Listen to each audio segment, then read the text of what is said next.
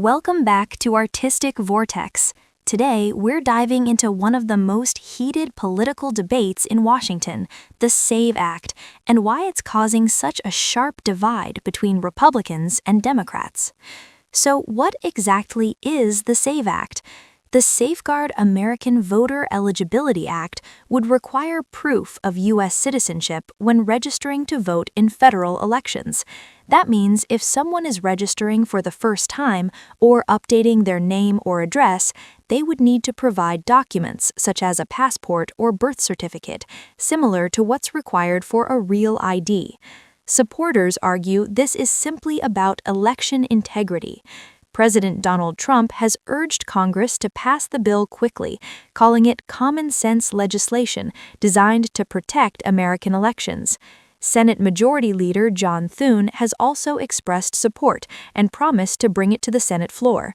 Republicans say the law would add an extra layer of verification to ensure that only U.S. citizens can vote, something that is already required by law, but currently relies largely on self-attestation under penalty of perjury. On the other side, Democrats strongly oppose the measure. Senate Minority Leader Chuck Schumer has called the bill Jim Crow 2.0, arguing that it could suppress voter participation and disproportionately affect minority and vulnerable communities.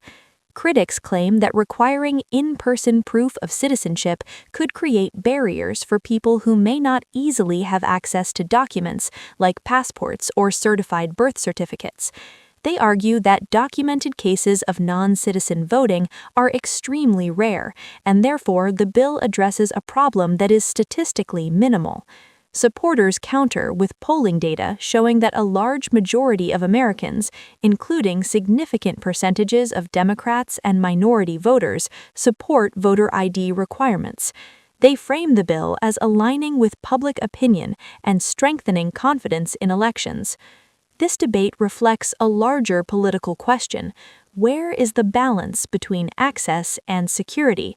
Is adding documentation a reasonable safeguard in a modern democracy, or does it risk discouraging legitimate voters from participating?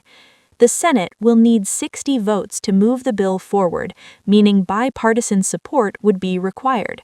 Whether Democrats hold firm in opposition or negotiations reshape the bill remains to be seen. Beyond the legislation itself, this fight may also shape the political narrative heading into upcoming elections.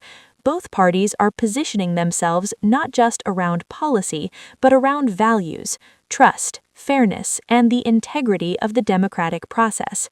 And as always in American politics, the divide isn't just about a bill, it's about competing visions of how democracy should function. What do you think? Should proof of citizenship be required to vote in federal elections, or is the current system enough? Let us know your thoughts in the comments. This is Artistic Vortex, where we break down the headlines and bring clarity to the controversy. Don't forget to like, subscribe, and stay informed.